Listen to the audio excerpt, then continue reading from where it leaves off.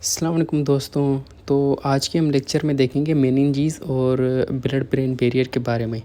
अच्छा, बेसिकली एक और भी टॉपिक हम पढ़ेंगे जिसका नाम है स्कैल्प। बेसिकली वो हमारे न्यूरोलॉजी सेक्शन में फर्स्ट एड में नहीं लिखा हुआ। तो वैसे ये जो हेड एंड नेक से रिलेटेड है, तो वो हम टॉपिक यहाँ पे कवर कर लेंगे, ठीक है। बेसिकली स्कैल्प होता क्या है, मैं आपको पिक्चर दिखा देता हूँ। ये होता है स्कैल्प।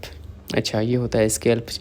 ये देखें पेरिओस्टियम। अच्छा, ये जो बोनी सेक्शन है, बोनी पार्ट है, उसके जो ऊपर वाली जो भी लेयर्स हैं उनको कहते हैं स्कैल्प, ठीक है। इसको डिफ़ाइन इस तरह करते हैं, scalp is the soft tissue covering the skull vault, ठीक है। स्कल वॉल्ट कौन सा होता है, जैसे स्कल बोन होती है ऊपर वाली, उसका जो ऊपर वाला जो सेक्शन होता है जो कि ब्रेन को कवर कर रहा होता है, उसको कहते हैं स्कल वॉल्ट।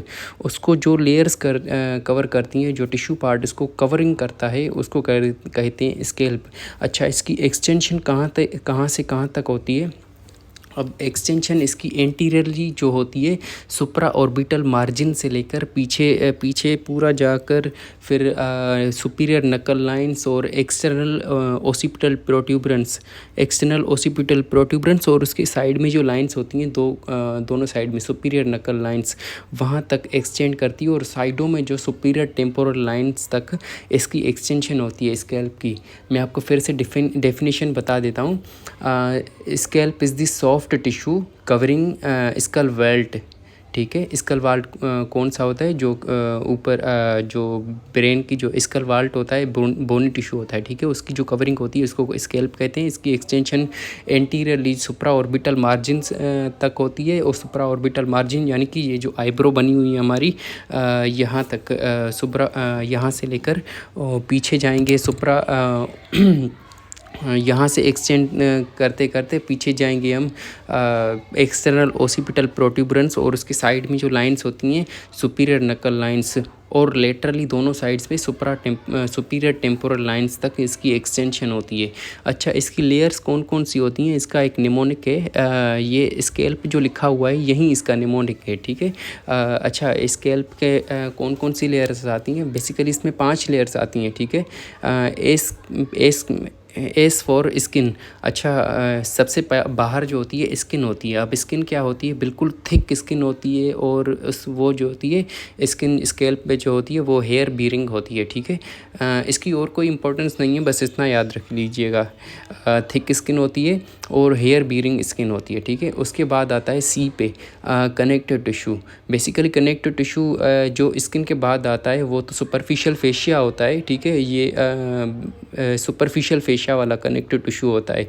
बेसिकली इसमें होता क्या है, ये देखें इसमें शो भी किया हुआ है, ये हाईली वेस्कुलराइज्ड कनेक्टिव टिश्यू होता है, ठीक है। बिल्कुल वेस्कुलराइज्ड कनेक्टिव टिश्यू होता है, और जाहिर सी बात है सुपरफिशियल फेशिया है, तो ये दोनों चीज़ों को कनेक्ट भी कर रहा है। इसके नीचे जो एपोन्यूरोसिस है उसको, और ऊपर वाली स्किन को, ठीक है। ये इसका काम होता है, दोनों को कनेक्ट करता है। और ये कनेक्टिव टिश्यू जो सुपरफिशियल फेशिया है, ये बिल्कुल हाईली वेस्कुलराइज्ड होता है। थोड़ा सा भी कट लग जाए यहाँ पे बहुत सारी वेसल्स होती हैं, प्रोफ्यूजली ब्लीडिंग होती है उसके बाद, ठीक है। और उसके बाद आता है एपोन्यूरोसिस, ठीक है। एपोन्यूरोसिस क्या होता है, बेसिकली जो हमारे हेड में जो मसल्स होती हैं इसका टेंडिनियस पार्ट होता है, उसको कहते हैं एपोन्यूरोसिस। अच्छा, एंटीरियरली जो मसल होती है इसको कहते हैं फ्रंटनलिस, और पोस्टीरियरली जो मसल होती है उसको कहते हैं ओसिपिटलिस, ठीक है। जो दोनों मस्कुलर पार्ट होते हैं, ठीक है। बीच में जो इनकी एक्सटेंशन होती है स्कैल्प के रीजन में, वो बिल्कुल टेंडेनियस पार्ट होता है, फ्लैट बिल्कुल होता है, उसको कहते हैं एपोन्यूरोसिस। अच्छा, मैं थोड़ी सी इंपॉर्टेंस बता देता हूँ। जो फ्रंटनलिस मसल होती है वो किसी बोनी पार्ट में जो होती है इंसर्ट नहीं करती, वो इंसर्ट करती है ऑर्बिकुलरिस ओक्यूला जो मसल होती है आँख के चौधारी, उसमें जाके इंसर्ट करती है। इसकी ये इंपॉर्टेंस है, जैसे ये गेपिंग वाउंड करवाती है। जैसे अगर कोई भी चोट चोट लग जाए या यहाँ पे कोई इस रीजन में पानी भर जाए तो वो नीचे आकर आई के रीजन में जो है फिल कर सकता है, वहाँ पे जमा हो सकता है। ठीक है, जैसे कोई ब्लड जमा हो जाए किसी भी ट्रॉमा की वजह से, जैसे रेक्यून आइज़ हो जाती हैं। ठीक है, तो ये याद रखिएगा। और पोस्टीरियरली जाकर ये होती है ओसिपिटलिस मसल। ठीक है, ओसिपिटलिस मसल जो होती है वो एक्सटर्नल ओसिपिटल प्रोट्यूबरेंस और जो है सुपीरियर नकल लाइंस में सुपीरियर नकल लाइन में जो होती है इंसर्ट करती है। और लेटरली जो इनका टेंडिनस पार्ट होता है वो इंसर्ट करता है सुपीरियर टेम्पोरल लाइंस में। ठीक है, यहाँ पे पोस्टीरियर भी ब्लड या कोई पस या फिर मतलब ऐसा कोई भी फ्लूइड सा मटेरियल यहाँ पे पीछे जाकर जमा हो सकता है और लेटरली भी जमा हो सकता है। जैसे आपने सुना होगा बेट ईयर्स, आप पिक्चर देख लीजिएगा बेट ईयर की, उसमें जो होता है बिल्कुल ईयर के पीछे थोड़ा सा वो ब्लड जमा हो जाता है। ठीक है, वो इस वजह से होता है क्योंकि यहाँ पे जाकर एपोन्यूरोसिस जहाँ पे इंसर्ट कर रही है उसके नीचे नहीं जा सकता, यहाँ पे आके ब्लड जमा हो सकता है, हो जाता है। ठीक है, एपोन्यूरोसिस आपने समझ लिया, ये बिल्कुल टेंडेनियस पार्ट होता है फ्लैट बोन फ्लैट जो होती हैं मसल्स का। ठीक है, उसके बाद आएगा loose areolar connective tissue. S पे आ गया था स्किन, सी पे कनेक्टिव टिश्यू जो कि सुपरफिशियल फेशिया है, और ए पे एपोन्यूरोसिस, एल पे जो आएगा loose areolar connective tissue. Loose areolar connective tissue की इतनी कोई इंपॉर्टेंस नहीं है, बस आप इतना याद रख लीजिएगा। लूज एरोलर कनेक्टिव टिश्यूज़ के बाद होता है, अच्छा लूज एरोलर कनेक्टिव टिश्यू के बाद होती है पेरिक्रेनियम लेयर्स। अच्छा, पेरिक्रेनियम लेयर क्या होती है? जो स्कल की जो बोन होती है, बोनी पार्ट होता है वॉल्ट का, उसके ऊपर जो कवरिंग कर रही होती है। ठीक है, बिल्कुल माइन्यूट सी लेयर होती है, उसको कहते हैं पेरिक्रेनियम। ठीक है, जो पेरिक्रेनियम इस स्कैल्प में बस इतना ही है, ये आपको पिक्चर देख लीजिएगा। एस पे आएगा स्किन जो कि थिक हेयर बीरिंग होती है कनेक्टेड, उसके बाद आएगा सी पे कनेक्टिव टिश्यू जो कि हाईली वेस्कुलराइज्ड होता है। अगर थोड़ी सी भी यहाँ पे कट लग जाए तो यहाँ पे काफ़ी प्रोफ्यूजली ब्लीडिंग होती है। उसके बाद आएगा एपोन्यूरोसिस। एपोन्यूरोसिस जो कि फ्लैट बोन फ्लैट जो होता है मसल्स का टेंडेनियस पार्ट होता है, एंटीरियरली मसल होती है और फ्रंटनलिस और पोस्टीरियरली मसल होती है ओसिपिटलिस। ये इंसर्ट कहाँ करती है मैंने आपको बता दिया था। इनकी इम्पोर्टेंस है कि गैपिंग बाउंड करवाती है। कैसे करवाती है? यहाँ क्योंकि यहाँ पे जाके खून या कुछ भी जमा हो जाता है। ठीक है, उसके बाद आएगा लूज एरोलर कनेक्टिव टिश्यू। ठीक है, उसके बाद पेरीओस्टियम, पेरिक्रेनियम भी कह सकते हैं। ठीक है, ये इसकी लेयर होती हैं। अच्छा, उसके बाद ये पांचों लेयर्स के बाद आएगा बोन आती है। ठीक है, स्कल वॉल्ट की बोन आती है। उसके बाद जो लेयर आएंगी उसको कहते हैं मेनिंजीज। मेनिंजीज के बाद आता है ब्रेन। में आपको पिक्चर दिखा देता हूँ। अच्छा, ये देख लीजिएगा, बाहर से स्केल पे, उसके बाद स्कल वॉल्ट है। ठीक है, स्कल लिखा हुआ है, स्कल वॉल्ट। यहाँ पे स्केल्प की जो लेयरिंग्स है उनको इतना डिफाइन नहीं किया हुआ, तो पीछे मैंने आपको ये समझा दी थी, स्कल तक मैंने आपको समझाया था। अच्छा, उसके बाद आती है मेनिंजियल लेयर्स, सबसे बाहर वाली होती हैं। सबसे बाहर वाली होती है ड्यूरामेटर, उसके बाद होती है अरेक्नॉइड मेटर, उसके बाद आती है पिया मेटर। सी ठीक है, अब यहाँ पे जो ड्यूरामेटर होती है बेसिकली इसका ब्रेन में जो होती हैं दो पार्ट्स होते हैं। ठीक है, एक होती जो बोन वाली साइड होती हैं उनको कहते हैं पेरियोस्टियल लेयर, और जो ब्रेन वाली साइड होती है उनको कहते हैं मेनिंजियल लेयर। ये दो पार्ट्स होती हैं। ये कहीं कहीं जाकर, जैसे ये आगे जाकर मैं पिक्चर में दिखा दूँगा, ये वैसे तो एक दूसरे से बिल्कुल मिली हुई होती हैं, पर कहीं कहीं जाकर ये दोनों अलग हो जाती हैं। एक जो होती है कहीं ब्रेन में जो है कहीं कहीं गैपिंग होती है ना, जैसे फेल्क्स सेरिब्राई, जैसे राइट सेरिब्रम और लेफ्ट सेरिब्रम एक दूसरे से डिवाइड हो रहा है, तो जो पेरियोस्टियल लेयर है वो तो बोन के साथ रन करेगी, बाकी जो मेनिंजियल लेयर है वो नीचे जाकर एक गैप बनाएगी, बीच में जो बन जाता है उसको कहते हैं ये सॉरी उसको कहते हैं ड्यूरल वीनस साइनसेस या ड्यूरल फोर्ड उसको कहते हैं। ठीक है, ये होती है ड्यूरामेटर। उसके बाद आती है अरेक्नॉइड मेटर। अच्छा, ड्यूरामेटर के ऊपर भी एक स्पेस है जिसको कहते हैं एपीड्यूरल स्पेस, ड्यूरामेटर के नीचे भी एक स्पेस है जिसको कहते हैं सबड्यूरल स्पेस। अच्छा, सबड्यूरल स्पेस के पास बाद आता है अरेक्नॉइड मेटर। अच्छा, अरेक्नॉइड मेटर क्या इंपॉर्टेंस है? ये मिडल लेयर है जिसके वेब लाइक कनेक्शन होते हैं पिया मेटर के साथ, बिल्कुल वेब लाइक मेटर के कनेक्शन होती हैं। ये थिन लेयर्स होती है। ठीक है, ये आप याद रखिएगा। अच्छा, अरेक्नॉइड के बाद स्पेस आती है सब अरेक्नॉइड स्पेस, जहाँ पे ये वेब लाइक कनेक्शन है। अच्छा, CSF जो ब्रेन का CSF सेरिब्रो स्पाइनल फ्लूइड होता है, ये इसी में रन कर रहा होता है। उसके बाद आती है पिया मेटर। पिया मेटर बिल्कुल फाइब्रस लेयर होती है जो कि ब्रेन के साथ चिपकी हुई होती है। अच्छा, पिया मीटर के बाद ब्रेन का स्ट्रक्चर आता है, ठीक है, ये आप याद रखिएगा। सबसे बाहर स्कैल्प की लेयर्स थी। स्कैल्प की लेयर्स कौन कौन सी थी मैंने आपको बता दिया। उसके बाद स्कल आ जाता है, स्कल का बोनी पार्ट। उसके बाद मेनिंजीज आ जाती हैं। मेनिंजीज में सबसे बाहर होती है ड्यूरामेटर। ड्यूरामेटर के दो पार्ट्स होते हैं, एक पेरियोस्टियल ड्यूरामेटर और दूसरी होती है मेनिंजियल ड्यूरामेटर। इनके बीच में वैसे डिफरेंस इनके बीच में वैसे गैप नहीं होता, पर कहीं किसी किसी जगह पे गैप आ जाता है तो वो बनाती हैं ड्यूरल वीनस साइनसेस, जिनमें जो होते हैं वीनस पार्ट वीनस वेन्स जो होती हैं रन कर रही होती हैं, ठीक है। उसके बाद आती है अरेक्नॉइड मैटर। उसके बाद आता है सब अरेक्नॉइड स्पेस जिसमें CSF होता है। उसके बाद आती है पिया मीटर। पिया मीटर जो होती है चिपकी हुई होती है ब्रेन से, ठीक है। ये सारी चीज़ें हम पढ़ेंगे, ठीक है। अच्छा, ये आप देख लीजिएगा। हाँ, सबसे बाहर जो होते हैं स्केल्प लेयर होती हैं। उसके बाद जो होती हैं बोन, उसके बाद ड्यूरामेटर, अरेक्नॉइड मेटर, उसके बाद पिया मेटर, ठीक है। ये सारी चीज़ें होती हैं। अभी हम नोट्स देख लेते हैं, उसके बाद हम बुक से पढ़ेंगे, ठीक है। मेनिंजीज। अब मेनिंजीज क्या होती हैं? Meninges are three protective layers of connective tissue surrounding brain and spinal cord, ठीक है। मेनिंजीज क्या होती हैं? तीन लेयर्स होती हैं ब्रेन के ऊपर या स्पाइनल, बेसिकली CNS के ऊपर प्रोटेक्टिव लेयर्स होती हैं जो कि 3 नंबर में होती हैं, उनको कहते हैं मेनिंजीज, ठीक है। सबसे बाहर वाली जो होती है उसको कहते हैं ड्यूरामेटर, जो कि थिक होती है, बिल्कुल थिक होती है, फाइब्रस लेयर होती है, ठीक है। अच्छा, ब्रेन में जो होती है ये इसके कभी कभी वैसे तो एक ही लेयर होती है, पर कहीं किसी किसी जगह पे 2 इसकी लेयर्स बन जाती हैं, पेरियोस्टियल लेयर और मेनिंजियल लेयर। वैसे एक दूसरे से चिपकी होती हैं, पर किसी किसी जगह पे ये एक दूसरे से अलग हो जाती हैं, तो बीच में एक फोल्ड बन जाता है, ठीक है। उस फोल्ड को कहते हैं ड्यूरल फोल्ड, जिसमें से ड्यूरल वेनस साइनसेस या फिर वीनसेस उसमें से रन कर रही होती हैं, ठीक है। अब एक तो उसकी वजह से जो एक फोल्ड होता है उसको कहते हैं फॉल्स सेरिब्राई, और जो राइट सेरिब्रम और लेफ्ट सेरिब्रम के बीच में बना हुआ होता है, और दूसरा होता है टेंटोरियम सेरिब्राई। अच्छा, टेंटोरियम सेरिब्लाई क्या होता है? सेरिबिलम और सेरिब्रम के बीच में जो होता है उसको कहते हैं टेंटोरियम सेरिब्लाई। अच्छा, उसके बाद आती है अच्छा, ड्यूरा के ऊपर जो होती है एपीड्यूरल स्पेस होती है। अच्छा, ड्यूरा के नीचे जो होती है सबड्यूरल स्पेस। सबड्यूरल स्पेस के बाद आता है अरेक्नॉइड मैटर। अरेक्नॉइड मैटर क्या होता है? बिल्कुल थिन मिडिल लेयर होती है जिसके वेब लाइक कनेक्शन होते हैं किसके साथ? पिया मैटर के साथ, ठीक है।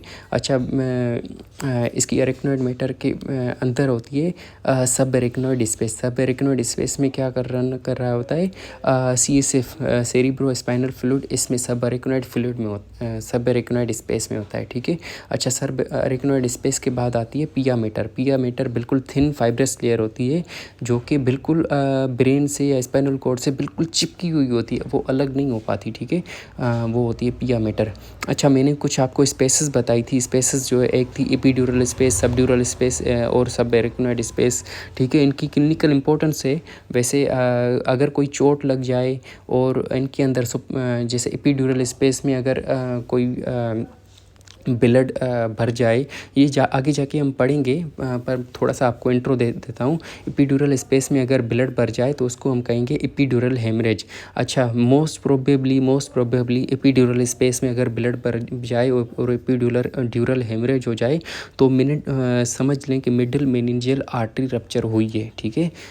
फॉर एग्जांपल, एपिड्यूरल के बाद ड्यूरामेटर आती है, उसके बाद सब ड्यूरल स्पेस आएगी। फॉर एग्जांपल, उसमें अगर चोट लग जाए, अगर ब्लड भर जाए तो उसको कहेंगे सब ड्यूरल हेमरेज। अच्छा, उसमें मोस्ट प्रोबेबली जो रप्चर हुई होती हैं वो ब्रिजिंग वेन हुई रप्चर होती हैं, ठीक है। उसके बाद अरेक्नॉइड मैटर आता है। उसके बाद आता है सब अरेक्नॉइड स्पेस, ठीक है। सब अरेक्नॉइड स्पेस में CSF एक तो रन कर रहा होता है, मैंने आपको बता दिया था।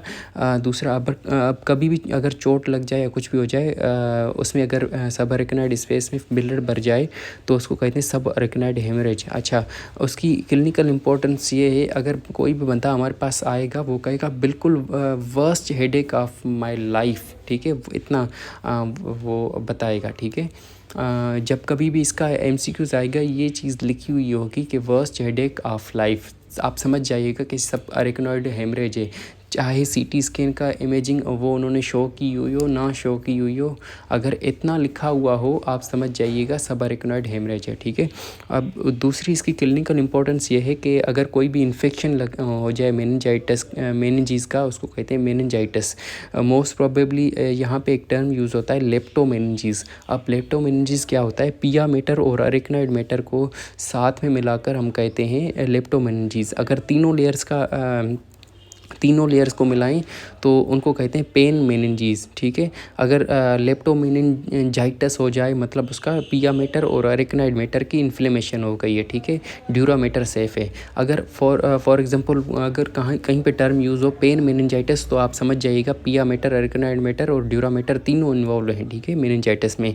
अच्छा, इसका क्लिनिकल इंपॉर्टेंस ये भी है, कभी कभी हम लंबर पंचर करते हैं। क्यों करते हैं, क्योंकि हमें जो होती है CSF चाहिए होता है, CSF DR या CSF कल्चर करने के लिए कोई इन्फेक्शन हो जाए, क्योंकि मोस्ट प्रोबेबली इंसेफ्लाइटिस में या फिर मेनिंजाइटिस में हो जाता है, ठीक है। तो वो हम कहाँ से करते हैं, वो हम करते हैं L3 और L4 के बीच में करते हैं, या L4 और L5 के बीच में करते हैं, ठीक है। अब यहाँ पे क्यों करते हैं, क्योंकि यहाँ पे जो ब्रेन का स्पाइन का जो पार्ट होता है बिल्कुल नहीं होता, यहाँ पे इतना नीचे नहीं होता। वहाँ पे जो फाइबर्स टाइप होती हैं वो होती हैं। ये मैं आपको आगे पढ़ाऊँगा इसकी क्या टर्म यूज़ होता है, मुझे अभी याद नहीं है। अच्छा, जब कभी भी हम सिरिंज या फिर नीडल को अंदर डालेंगे तो सबसे पहले हम तो स्किन से अंदर डालेंगे, उसके बाद लिगामेंट जो होती हैं वो फील होंगी, जो वर्टिब्रा की लिगामेंट होती हैं, ठीक है। उसके बाद लिगामेंट्स के बाद हमें फील होगा ड्यूरामेटर की रेजिस्टेंस, उसके बाद आएगी अरेकनॉइड मेटर की रेजिस्टेंस। अच्छा, अरेकनॉइड मेटर के जैसे ही हम अंदर थोड़ा सा डालेंगे वहाँ पे सब अरेकनॉइड स्पेस पे हम पहुँच जाएंगे, जहाँ पे CSF रन कर रहा होता है वो CSF निकलना शुरू हो जाएगा, ठीक है। CSF लेकर उसके बाद हम कल्चर के लिए भेजते हैं या DR के लिए भेजते हैं, ठीक है। तो ये चीज़ होती है, ठीक है। अच्छा, क्लिनिकल इंपॉर्टेंस ये भी है कि हम लंबर पंचर अगर इंट्राक्रेनियल प्रेशर रेज जो तब हम लंबर पंचर नहीं करते। क्यों नहीं करते, क्योंकि ब्रेन की हर्निएशन हो सकती है अगर हम लंबर पंचर करेंगे तो। उसके बाद टॉपिक लिखा हुआ है ब्लड ब्रेन बैरियर, ठीक है। ब्लड ब्रेन बैरियर क्या है, it is a selective permeability barrier between blood and brain. अच्छा, वैसे हमारी बॉडी में क्या है, कुछ बैरियर बने हुए हैं, जैसे ब्लड और ब्रेन के बीच में बैरियर बना हुआ है। अब ये क्यों बना हुआ है, तो क्योंकि इसलिए बना हुआ है कि खाली पीली जो ख़राब वाली चीज़ें हैं या फालतू चीज़ें ऊपर ब्रेन में ना जाएं, क्योंकि ब्रेन बिल्कुल इम्पोर्टेंट पार्ट है, पूरी बॉडी को चलाने वाला बिल्कुल इम्पोर्टेंट पार्ट है, ठीक है। इसलिए अल्लाह ताला ने एक बैरियर बनाया हुआ है ब्लड और ब्रेन के बीच में, जो इसलिए बनाया हुआ है ताकि जो इम्पोर्टेंट चीज़ें हैं वो जाएं, जैसे ग्लूकोज चली जाए या फिर अमाइनो एसिड या ऑक्सीजन ये चली जाएं, ठीक है। बाकी जो फालतू वाली चीज़ें वो ना जा सके, ठीक है। तो इसलिए अल्लाह ताला ने एक बैरियर बनाया हुआ है जिसकी सिलेक्टिवली परमिएबिलिटी होती है, बिल्कुल इम्परमिएबल नहीं होता, सिलेक्टिव चीज़ों के लिए परमिएबिलिटी होती है, ठीक है। अच्छा, definition, it is a selectively permeability barrier between blood and brain that maintains constant CNS environment, constant CNS environment को मेंटेन करता है ये। अच्छा, इसकी स्ट्रक्चर किस तरह ये बना हुआ होता है, सबसे बाहर वाली जो लेयर्स होती हैं उनको सबसे बाहर वाली जो लेयर होती है वो होती है जो ब्लड वेसल की होती है, उसको वो होती है एंडोथीलियल लेयर, एंडोथीलियल सेल्स की लेयर। अब एंडोथीलियल सेल्स की लेयर बिल्कुल टाइट, एंडोथीलियल सेल्स जो होती हैं बिल्कुल टाइट जंक्शन से अब एक दूसरे के साथ मिले हुए होते हैं, ठीक है। अब एंडोथीलियल लेयर के बाद आती है बेसमेंट मेम्ब्रेन की लेयर। अब बेसमेंट मेम्ब्रेन की लेयर की बात आती है एस्ट्रोसाइट्स और पेरीसाइट्स सेल्स, ठीक है। ये होती हैं ब्लड ब्रेन बैरियर की स्ट्रक्चर की या लेयर्स। अच्छा, परमिएबिलिटी इसके लिए किस चीज़ों की होती है? जैसे कोई लिपिड सॉल्युबल चीज़ें हों वो तो डिफ्यूजन के थ्रू चली जाती हैं, पर अगर लिपिड सॉल्युबल चीज़ें ना हो जैसे ग्लूकोज़ और अमीनो एसिड, वो ट्रांसपोर्टर के ज़रिए अंदर चली जाती हैं, ठीक है? उनके लिए एक स्पेशल ट्रांसपोर्टर होता है। अब लिपिड सॉल्युबल चीज़ें जैसे ऑक्सीजन हो गई, कार्बन डाइऑक्साइड हो गई, अल्कोहल भी कभी-कभी चली जाती है, या एनेस्थेटिक चली जाती हैं दवाइयाँ, वो भी ब्रेन में चली जाती हैं, ठीक है? वो डिफ्यूजन के थ्रू चली जाती हैं क्योंकि वो लिपिड सॉल्युबल होती हैं। अच्छा, ग्लूकोज़ और अमीनो एसिड जो होती है वो लिपिड सॉल्युबल नहीं होती, तो उनके लिए एक ट्रांसपोर्टर रखा हुआ है जो कि इनको ट्रांसपोर्ट करता है ब्रेन की तरफ। अच्छा, उसके बाद चीज़ लिखी हुई है, एक सर्कमवेंट्रिकुलर ऑर्गन क्या होते हैं, ठीक है? मैंने आपको बताया ब्लड ब्रेन बैरियर पूरे जो ब्रेन को जो है कवर कर रहा है ताकि फ़ालतू चीज़ें अंदर ना जा सकें। पर कोई जगह मतलब कोई ऐसी जगह भी है कहीं पे जहाँ पे जो ब्लड ब्रेन बैरियर है वो बिल्कुल लैग कर रहा है, ठीक है? वहाँ से जो है अंदर जा रही हैं वो चीज़ें, ठीक है? वो कौन सी जगहों पे वो ब्लड ब्रेन बैरियर लैग कर रहा होता है, उसको कहते हैं सर्कमवेंट्रिकुलर ऑर्गन। अच्छा, इनको डिफ़ाइन करते हैं, special brain regions lacking blood brain barrier. ये सर्कमवेंट्रिकुलर ऑर्गन वो वाले ऑर्गन है जहाँ पे ब्लड ब्रेन बैरियर नहीं होता, ठीक है? जहाँ पे डायरेक्ट अलो ब्लड ब्रेन इंटरेक्शन, ब्लड और ब्रेन के बीच में डायरेक्ट इंटरेक्शन होता है, ठीक है? अब इसका फंक्शन क्या है, क्योंकि पूरी बॉडी को ब्रेन चला रहा है। अब पूरी बॉडी में क्या हो रहा है, उसके ब्लड में क्या हो रहा है, उसको ब्रेन को तो पता होना चाहिए ना। तो उसके जो स्पेशल जहाँ पे ऑर्गन्स पड़े हुए हैं, स्पेशल मतलब कि जहाँ पे ऐसी कोई चीज़ें पड़ी हुई हैं जो जिसने सेंस करना है, तो वहाँ से अल्लाह ताला ने ब्लड ब्रेन बैरियर को थोड़ा सा इस तरह बनाया हुआ है फेनेस्ट्रेटेड कैपिलरीज़ के साथ। वहाँ पे तो टाइट जंक्शन था ना, यहाँ पे जो होती है फेनेस्ट्रेटेड कैपिलरीज़ होती हैं, यहाँ पे जो होती है थोड़ा सा इंटरेक्शन हो जाता है ब्लड और ब्रेन के बीच में। जैसे हार्मोन सीक्रेट करता है ताकि ब्लड की कंपोजिशन को देख के ब्रेन उस हिसाब से हार्मोन सीक्रेट करता है, ठीक है? पूरी बॉडी को मैसेज देता है, मतलब कि फॉर एग्ज़ाम्पल एरिया पोस्ट्रीमा में क्या था, जैसे अगर ब्रेन में मैं आपको आगे जाके पढ़ाऊँगा। जैसे कोई साइटोजेनिक हम ड्रग्स खा लें या फिर कीमोथेरेपी हो रही हो या ऐसी कोई चीज़ें हमारे ब्लड में आ जाएँ जो कि मतलब नागवारा हों, ठीक है? वो ब्लड जाएगा ऊपर एरिया पोस्ट्रीमा के करीब। अब एरिया पोस्ट्रीमा में क्या था, वो करता था CTZ था, ठीक है? कीमो ट्रिगर जोन, वो स्टिमुलेट करता था वॉमिटिंग सेंटर को, तब वॉमिटिंग हो जाती थी, ठीक है? तो इस तरह जो है एरिया पोस्ट्रीमा के ऊपर जो है ब्लड ब्रेन बैरियर लेक है। और दूसरी जगह है OVLT, ऑर्गेनम वेस्कुलोजम लेमिना टर्मिनलिस। अब इसका काम क्या है, ओस्मो रेगुलेशन। जैसे अगर कोई जैसे इस तरह समझ लें, फ्लूइड अगर हमारी बॉडी में या ब्लड में नहीं है, हमारे ब्लड की ओस्मोलिटी बढ़ गई है, ठीक है? तब ये ब्रेन को तो सेंस करेगा, तभी तो ADH या इस तरह के जो हार्मोन्स हैं तभी सीक्रेट करेगा ना, तो इसको या थर्स्ट का महसूस करवाएगा, ठीक है? इसको कहते हैं OVLT का काम है ओस्मो रेगुलेशन और थर्स्ट के हिसाब से। दूसरा जो होता है न्यूरो हाइपोफाइसिस। अच्छा, पोस्टीरियर पिट्यूटरी ग्लैंड के ऊपर भी जो होती है ब्लड ब्रेन बैरियर लेक होती है, ताकि वो जो होता है ऑक्सीटोसिन या फिर ADH को रिलीज़ करे, ताकि वो पूरी जो ब्लड के थ्रू पूरी बॉडी में चला जाए और ADH किडनी में चला जाए, ऑक्सीटोसिन का जहाँ भी काम है वो वहाँ पे चला जाएगी। जैसे अगर यूट्रस में काम है तो यूट्रस में कॉन्ट्रैक्शन करवाएगा, अगर ब्रेस्ट में काम है तो मिल्क लेट डाउन करवाएगा, ठीक है? ये होता है ब्लड ब्रेन बैरियर। अब हम बुक से देख लेते हैं।